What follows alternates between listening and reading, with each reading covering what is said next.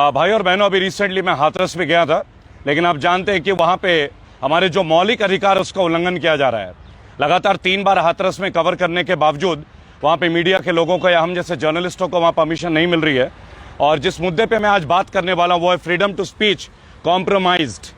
भाई और बहनों, फ्रीडम टू स्पीच कॉम्प्रोमाइज्ड, हमारे फंडामेंटल राइट्स, केंद्र की सरकार हमारे मौलिक अधिकारों का जिस तरीके से दमन कर रहा है, जिस तरीके से हमारे अधिकारों को कुचला जा रहा है, एक तरह से देखा जाए तो it's a blunt murder on democracy. और केवल एक घटना नहीं, ऐसे कई घटना है जिसमें मैं आपको ऊपर तमाम उदाहरण दे सकता हूं। लेकिन फिलहाल मैं आज बात करूंगा हाथरस के ऊपर। हाथरस में मूलगढ़ी गांव के अंदर जो ये दुर्घटना हुई, एक बीभत्स घटना हुई है, हमारे समाज के एक लड़की की, हमारे एक भारतीय लड़की की जिस तरीके से निशंस हत्या की गई है। लगातार मैं इसका कवरेज कर रहा हूं विभिन्न राज्यों में जाके। और भाई और बहनों, मैं बताना चाहूंगा हाथरस का जो इंसिडेंट है, इसमें बीजेपी के जो एमएलए हैं, पूर्व एमएलए ठाकुर जयवीर सिंह पहलवान, बताना चाहूंगा जयवीर सिंह पहलवान, इनके लिए भाजपा शासन में अलग पैमाने हैं। आप देख सकते हैं पिछले कुछ दिनों से लगातार विभिन्न राजनीतिक दलों के लोग जो हैं वो हाथरस के दौरे पे हैं, पीड़ित परिवार को सांत्वना देना चाहते हैं। उनमें से मैं भी हूं। मैं कोई राजनीति से संबंध नहीं रखता, मैं रेबल फाउंडेशन से हूं, आप लोगों के बीच एक आम बागी हूं। और लगातार 7 दिन के दौरे के बाद भी गांव में 144 धारा लगाई गई है। उसका अगेंस्ट में आपने देखा होगा 0 माइल पे कांग्रेस के राहुल गांधी के ऊपर सेक्शन 188 जो इंपोज किया गया। लेकिन अगर राहुल गांधी के ऊपर आप सेक्शन 188 इंपोज करते हैं, अगर आपका यह अधिकार है, तो हाथरस के जो पूर्व बीजेपी के एमएलए हैं ठाकुर जयवीर सिंह पहलवान, भाई और बहनों, जयवीर सिंह पहलवान के घर में 300 लोगों की एक मीटिंग होती है। क्या वहां एक सेक्शन 144, क्या धारा 144 वहां लागू नहीं थी?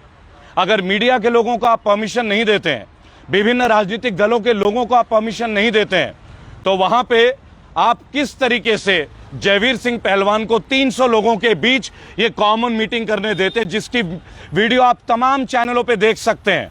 जबकि वहां योगी आदित्यनाथ जी की सरकार है और ये कहा जा रहा है कि वहां सुशासन है और पुलिस का राज है। पुलिस का राज भला कैसे है और अपराधियों का बोलबाला कैसे है, वो मुझे आपको बताने की जरूरत नहीं है।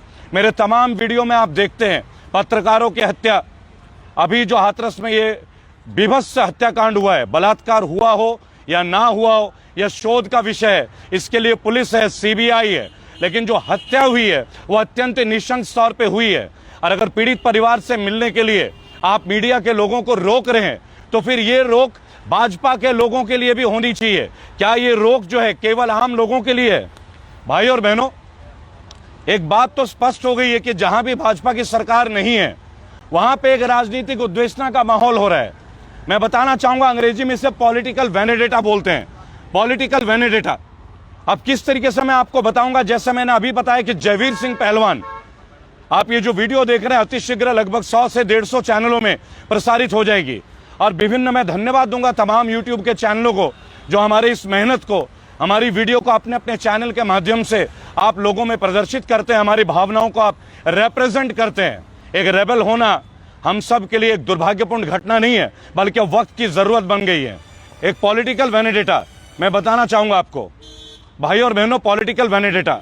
आज बिहार में चुनाव हो रहे हैं और ठीक चुनाव के 10 दिन पहले तेजस्वी यादव और तेज प्रताप यादव पे मर्डर के मुकदमे दर्ज हो रहे हैं, हत्या के।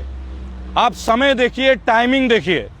ठीक चुनाव होने के पहले महाराष्ट्र में पिछले कुछ दिनों से लगातार उथल पुथल चल रही कि महाराष्ट्र की सरकार को परिवर्तित की जाएगी।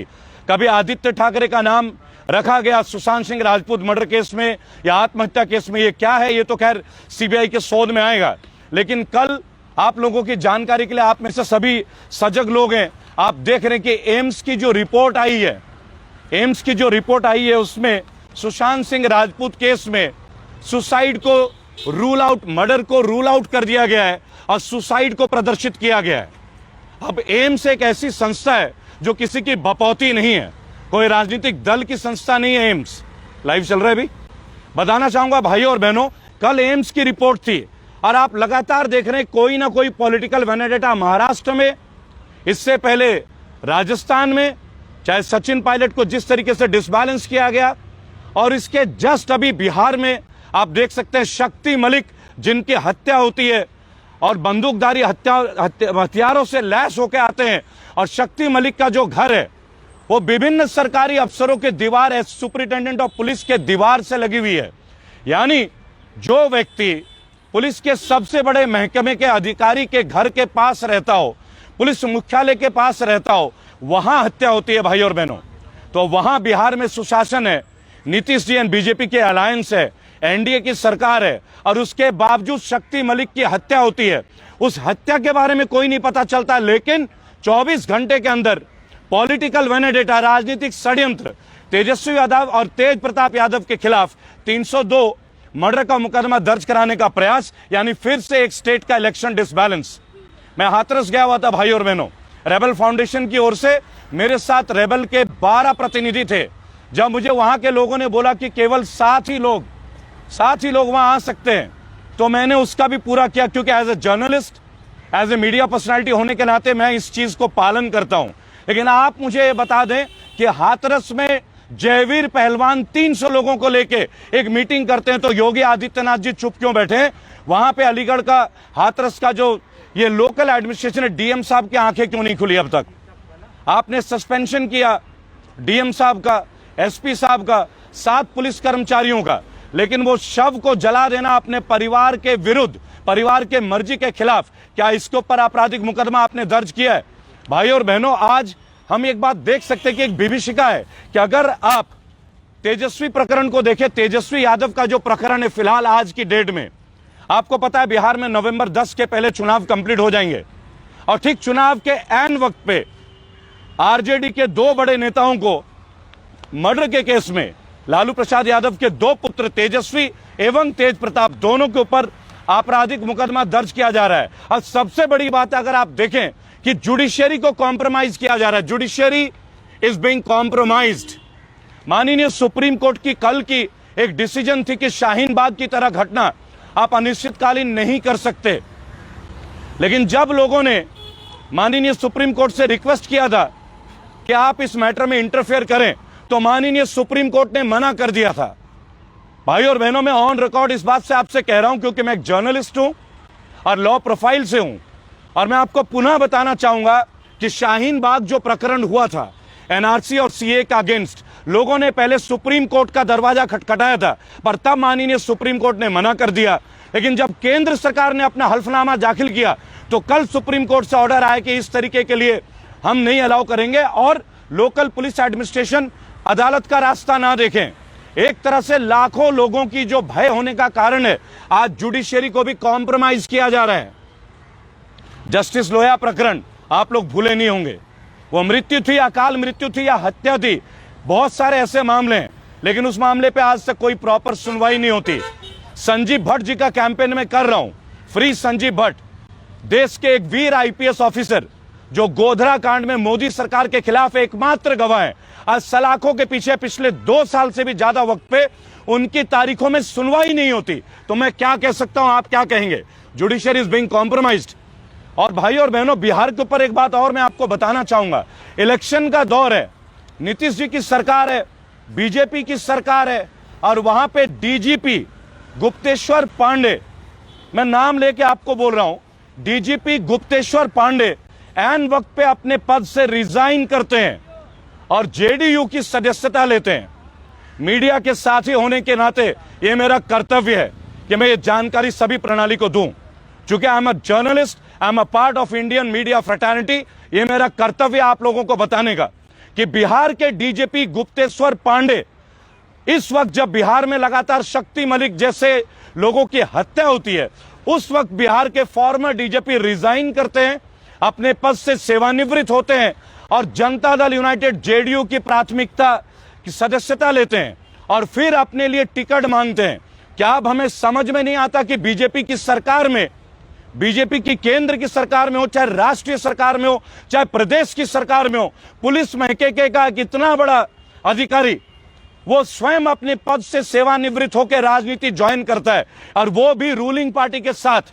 तो इस जगह में, इस राज्य में हम कैसे उम्मीद करें कि कानून की व्याख्या या न्याय लोगों को मिल सकता है? हम बात करेंगे बीजेपी के शासित प्रदेशों में, उत्तर प्रदेश क्राइम में नंबर 1, बिहार क्राइम नंबर 2 और दोनों ही जगह एनडीए और बीजेपी की सरकार है। अगर ये सुशासन है, आप बात करें उन्नाव कांड पीड़िता की, जब उन्होंने वाई ग्रेड की सुरक्षा मांगी थी, उनके पिता की हत्या होती है, उस रेप पीड़िता बलात्कार पीड़िता की हत्या होती है, उनके वकील की हत्या होती है, लेकिन कंगना रनौत को आप वाई ग्रेड की सुरक्षा देते हैं। ये कहां का न्याय है? और भाई और बहनों, दोबारा मैं आपको बताना चाहूंगा, आज हाथरस के ऊपर मुजफ्फरनगर में सर्व समाज की एक खाप है। आप हरियाणा में देखो, किसानों को लाठी बरसाए जा रहे हैं, मंडी प्राइवेटाइज किए जा रहे हैं। अगर मेरे जैसा एक फ्रीलांस जर्नलिस्ट अपनी बात कहते हैं तो हमें अर्बन नक्सलिज्म का दर्जा दिया जाता है। अपने ही राष्ट्र में, मैं अपने ही देश का अनेकता में विविधता और वासुदेव कुटुंबकम, ये मेरे देश की महान चरित्र का एक छोटा सा लक्षण है। इतने महान कारनामे जो चंद मिनटों में मैं आपसे बयान नहीं कर सकता। लेकिन आज बात करेंगे मीडिया के कर्मियों के ऊपर पुलिस की लाठी, वॉर अगेंस्ट जर्नलिस्ट। आपने अभी हाथरस में देखा होगा जिस तरीके से हमने उसको कवरेज करने की कोशिश की। मैं पहले इस वीडियो के नाते माध्यम से तमाम उन जर्नलिस्टों को एक बात बोलूंगा कि आप रेप पीड़िता का, बलात्कार पीड़िता का नाम उजागर ना करें, यह अति गलत है। माननीय सुप्रीम कोर्ट की रूलिंग है कि आप किसी भी तरह बलात्कार पीड़िता का नाम ना लें, आप उनके तस्वीर को लेकर ना कोई कैंडल मार्च करें, आप एक भारतीय लड़की के नाम पे ये कैंडल मार्च करें। वो हमारे राष्ट्र की बेटी है, उन्हें उचित मुआवजा दिलाना, उनके परिवार को उचित न्याय दिलाना, ये जर्नलिस्टों का काम है, जो निरंतर हम अपने वीडियो के माध्यम से कर रहे हैं। भाई और बहनों, एक बहुत उचित मौका है, जिन जिन राज्यों में आज इलेक्शंस हैं, बिहार में चुनाव है, और ठीक चुनाव के एक हफ्ते पहले शक्ति मलिक मर्डर प्रकरण में आज तेजस्वी और तेज प्रताप जी के ऊपर जो मर्डर के मुकदमे, इसका मतलब कुछ नहीं है। महाराष्ट्र में उद्धव ठाकरे को गिराया जा रहा है, बिहार में तेजस्वी यादव को गिराया जा रहा है, राजस्थान में आपने देखा किस तरीके से कोशिश की गई, और गहलोत सरकार को जो है वो किस तरीके से परिवर्तित करने का प्रयास किया गया है। आप राजस्थान देखें, आप मध्य प्रदेश देखें, मध्य प्रदेश में पूरी तरह से फेल कर दिया गया। और बताना चाहूंगा मैं आपको एक बात कि अगर हम बात करेंगे, मैं आज केंद्र की सरकार के खिलाफ नहीं बोलता, उनके बैड गवर्नेंस के बारे में बोलता हूं। मैं स्वयं इसी सरकार को वोट देने वालों में से एक रहा हूं, लेकिन जब मैं एम्प्लॉयमेंट के रेट की बात करता हूं, जब जीडीपी में आज -23.9% पे हम आते हैं, जब 2014 में डॉलर का रेट 56 रुपए था और आज 72 रुपए, तो मैं इस देश के ऊपर प्रश्न करना मेरा अधिकार है, और ये मेरा मौलिक अधिकार मेरे से कोई नहीं छीन सकता। सवाल था 2 करोड़ नौकरी देने की, आज 18 करोड़ नौकरी जा चुकी है। सवाल था गवर्नमेंट के सिस्टम को ठीक करने का, आज गवर्नमेंट के सिस्टम को प्राइवेटाइज किया जा रहा है। ये कैसी सरकार है जो अपने सिस्टम को प्राइवेटाइज कर रही है? आप बात करते हैं प्राइवेटाइजेशन की, आज आप प्राइवेट अस्पतालों में जाएं, वहां पे अगर आपको लाखों का बिल बनाए तो आपकी सुनवाई कोई नहीं होती, इसीलिए लोग सरकारी अस्पतालों में आते हैं। और जब आप सरकारी अस्पतालों को प्राइवेटाइजेशन में कन्वर्ट कर दोगे, आपकी सुनेगा कौन? क्या मैक्स अस्पताल में 20 लाख रुपए का, आपने मेरे कुछ दिन पहले का एक वीडियो देखिए नैती अस्पताल का, जहां बिहार के 15 मजदूरों की मौत हो गई थी, उनका आंदोलन मैंने लड़ा और 15 लोगों के 6,84,000 करके एक का बिल माफ कराया। नेशनल दस्तक की आपसे गुजारिश है कि अगर इसको बचाना चाहते हैं तो नेशनल दस्तक को सब्सक्राइब करने के लिए रेड कलर के सब्सक्राइब बटन को दबाएं, फिर बेल आइकन की घंटी दबाएं। नेशनल दस्तक को बचाने के लिए बहुत जरूरी है कि हर खबर को शेयर करें, लाइक करें, कमेंट जरूर करें।